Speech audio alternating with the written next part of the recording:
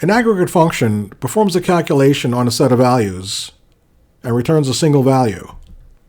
Except for count with an asterisk, aggregate functions ignore null values. Aggregate functions are often used with the group by clause of the select statement.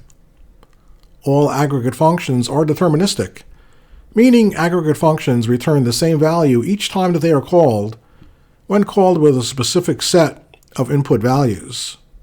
Various types of SQL aggregate functions are count, which returns the number of rows in a database table, sum, which returns the total sum of a numeric column, AVG, which calculates the average of a set of values, min, which returns the lowest or minimum value in a set of non-null values, and max, which returns the highest or maximum value in a set of non-null values. The count function returns the number of rows that matches a specified criteria. The syntax for the count function is shown here. Null values are not included in the count calculations unless using count with an asterisk. Use the primary key in the count function or count with an asterisk if you want to be certain that records are not excluded in the calculations. You can use the distinct clause within the count function. This allows you to count only the unique values. In this example, we will select the number of rows from the student table. Here we will use the as command that will rename the column as total count, which gives us a result of 9.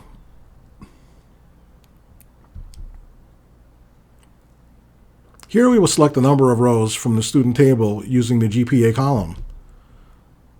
Since the GPA column contains null, it will not be included in the total count.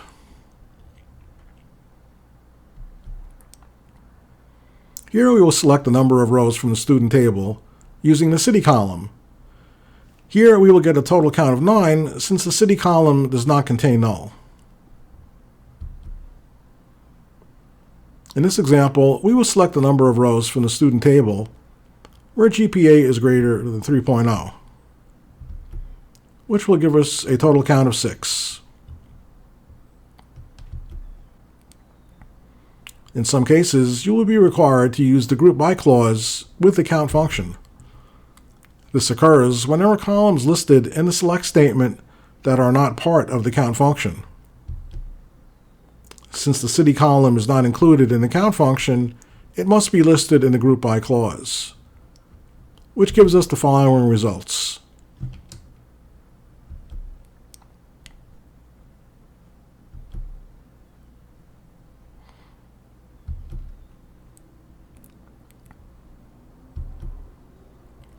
You can use the distinct clause within the count function. This allows you to count only the unique values. In this example, we will use the distinct clause with the state column.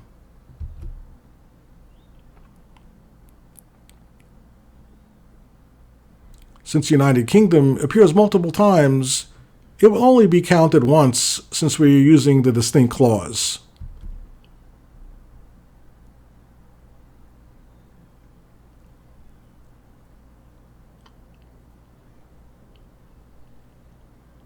This will give us a total count of 6 for a result.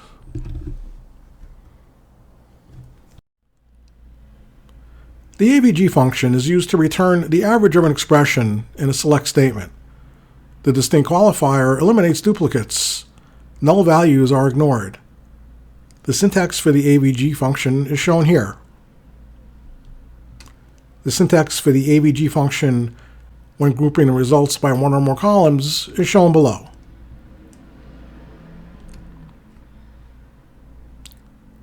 In this example, we will select the average GPA for the student table and show the result as average GPA. The result will look like the following. Here we will select the average GPA for the student table using the distinct qualifier. The distinct qualifier eliminates duplicates, and the results will look like the following.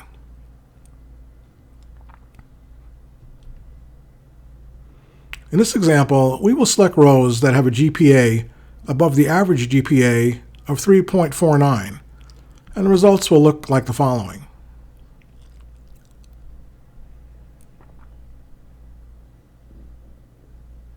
Note that the highlighted rows above are not included in the results because their GPAs are less than or equal to the average GPA.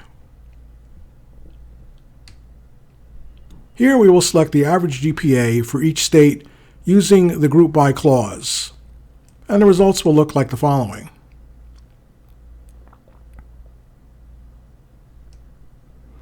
Since we are using the group by clause, only the average values of United Kingdom will be included in the results, and will look like the following.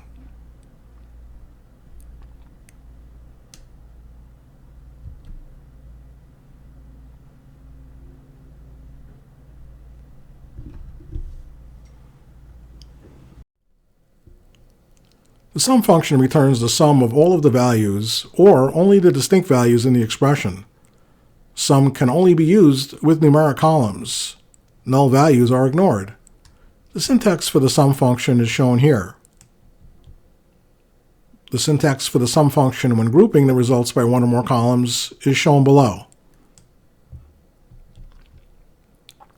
In this example, we will select the sum of the GPA column and show the result as total GPA, which gives us a total GPA of 27.97.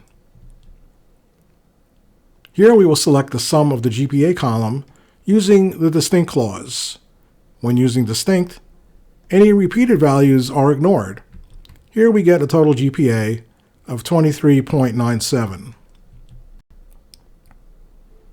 In this example, we will select the sum of the GPA column where state is equal to United Kingdom. Note that null values are ignored. Here we get a total GPA of 11.46. In this example, we will select the sum of the GPA column for each state using the group by clause, and the results will look like the following. Since there are multiple entries for United Kingdom, the sum is shown since we are using the group by clause, followed by the rest of the results.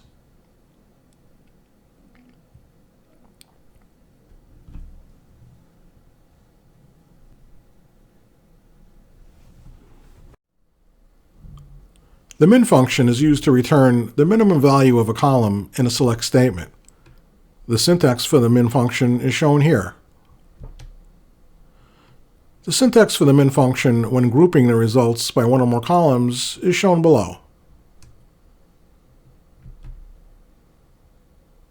In this example, we will select the lowest GPA in the student table, and the results will look like the following.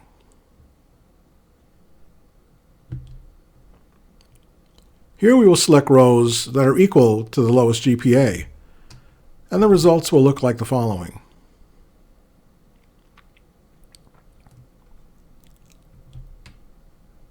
In this example, we will select rows that are greater than the lowest GPA, and the results will look like the following. Notice how the highlighted rows above are not included in the results because they are less than or equal to the lowest GPA. In this example, we will select the lowest GPA by state using the group by clause, and the results will look like the following.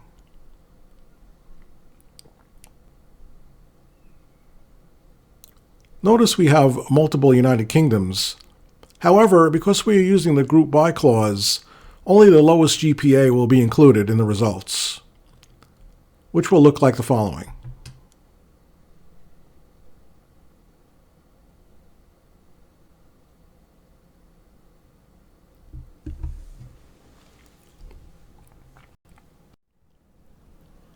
The max function is used to return the largest value of a column in a select statement. The syntax for the max function is shown here. The syntax for the max function when grouping the results by one or more columns is shown below. In this example, we will select the highest GPA from the student table, and the results will look like the following. Here we will select rows that are equal to the highest GPA, and the results will look like the following.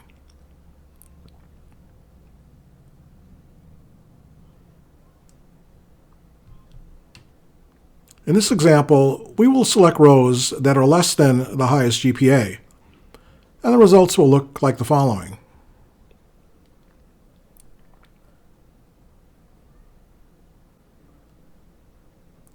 Note that the highlighted rows above are not included in the results because their GPAs are greater than or equal to the highest GPA.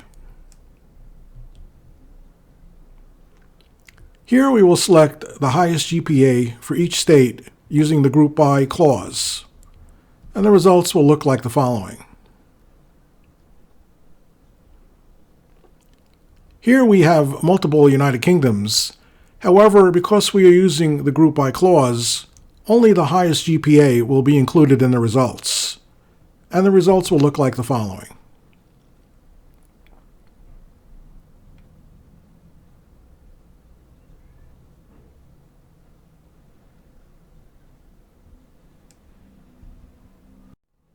I hope you found Introduction to SQL Aggregates helpful.